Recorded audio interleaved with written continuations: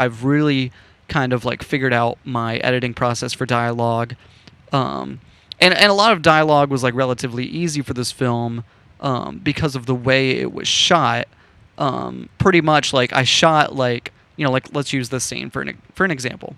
This scene I started out filming.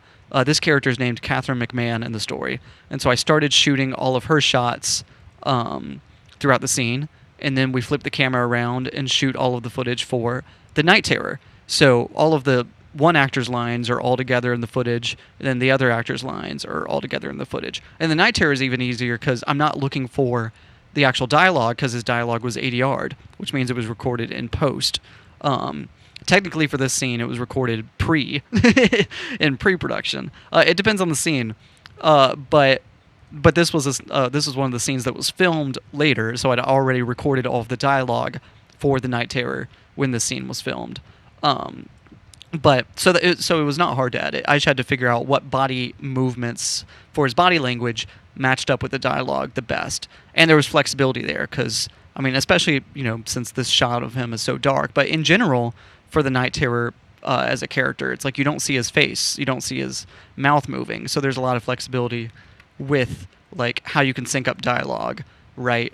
And like I did want him to be a character that like moved around and expressed himself as he was talking. I wanted there to be character there, personality. I wanted there to be emotions emoting through his suit, right? Because you don't see his face. So the emotion has to carry through. And I think there is like, there's a dead stare with the mask that works, that tells you a lot. But like, I still want there to be movement.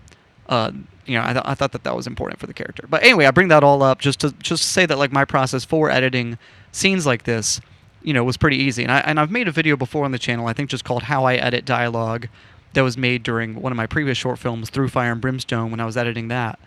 And just like I have this process where I'll go through all of the takes of like a certain piece of dialogue, and I will like trim like the same line over and over and over. So I have all of the takes of that line, and then I can put them all together, compare them, and then like play back. Oh, here's take 1 of this line. Here's take 2 of this line. Here's take 3 of this line. Here's take 4. Compare them all, and like play them like that, so that I can really make sure that I'm making a careful, educated decision about, am I using the best take, right? Is this the best performance? Is this the best angle? And really make sure that I'm making that decision as educated as possible. And there's some short films I've done where like I don't have time to like make a decision like that, right? I have to default to just like, all right, like I don't have a lot of time to edit, or maybe there's hours of footage to parse through, like in total. So let's make sure that like just I have to be kind of speedy about this. I can't watch every take. But let me go to the end, watch that take. Is that good? Okay, that could be good. Let me watch the take before that. Let me watch the take before that. Okay, like, out of these couple, the last one's the best. Then let me go with that. Let's move on. There's times where I have to work like that, but I don't like doing that because that's always a risk. I want that confidence that I'm choosing the best takes possible. So for this film, I really wanted to make sure that even though I was in a bit of a scramble, I was choosing the best takes. Because really, when you make a film, it all comes down to performance. It all comes down to the actors selling the characters. That's so important. So for this film, I really wanted to make sure that I knew I was using the best takes because that's the story, right? The story is through the takes. That's not something I want to compromise. And I feel really good about that. I'm really proud of how that all came together, and I feel like I definitely feel like the best takes are on show.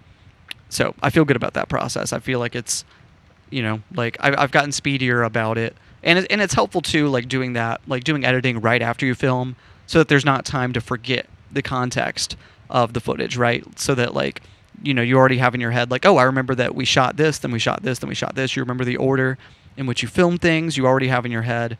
Maybe you've even written down some notes about like which take you remember being the best, and you can remember, like you already just have that in your head, the process of filming. And if you take like too long between filming and editing, or you have a different editor, like there's things that can kind of be lost in that process. So for me, it's definitely easier if I can edit right after I film. Now there's things about that process that make that more difficult because they say a film is written 3 times, right? When you write it, when you film it, and then when you edit it. And the edit can be a place to say like, hey, I know I filmed things a certain way, but in the edit, let me reevaluate things and work with what I think is best. And I think that that's totally uh, that's totally a beneficial mindset, right? To say like, hey, I don't care how filming went in the edit. Let me take the footage. Um, let me not just trust the filming process. Let me look at the footage as it is, right? Reassess the takes that work best, not just from my memory of what worked best on set, but what works in this edit now. So there's definitely a time and a place for that mindset, and I think that that's helpful to have. But I also think it is helpful, like, to have that, like, all of those memories from set, and to allow that to affect the edit a little bit. And you want to be careful about that because you don't want to include a take just because you're like, oh, I know this took a while to set up, or like, oh, I know it took a while to get this shot, so let's make sure it ends up in the edit. Like no, like you have to like evaluate each take on its own for what serves the story. The story has to come first, and sometimes that means that you can throw in the take that took a while to get. But really, what it's all about is just like what serves the story, what's the best performance, what makes the actor look the best, what makes them resonate the most with the audience, what sells the character the most. That's what's important, of course. It's not about setup time, but anyway. So I guess like a lot of that is like very typical, like talking about dialogue editing. Now there's a lot of these scenes where I'm editing between an actor who wasn't there on the day and footage filmed on another day. I don't know. I think that process kind of speaks for itself, and I'm really proud of how this turned out. And I think that just did come down to like directing and like keeping both scenes in mind while I was filming the other, right? This was the first thing that I shot for this scene. So when I was working with Nathan, who played Todd, I'd already shot this footage. And so I was able to kind of like direct with that in mind, remember how I did those takes, and perform that way for Nathan so that we could kind of like have like an authentic back and forth. And I think that's something that like it's always a challenge to film scenes that way. And sometimes there's line deliveries that to me don't perfectly match going between like the shots of me playing Max and Nathan playing Todd. But I think it works like 95%. For me, there's like 5% where I'm like, I feel like I would have delivered a line differently now that I know how Nathan delivered his. But like that's just the process, right? Like that's gonna happen no matter what. There's just always things that like now that I see Nathan's performance as Todd, it's like that does change the way that I would have acted. But I didn't know what that was gonna look like when I filmed that on set. There were risks there, but I think first off, like Nathan really killed this role. So huge shout out to him being available. And it's like we have a scene like this is being filmed in between states. Like here I am being filming this in Tennessee, and Nathan's in Oklahoma as he's filming this.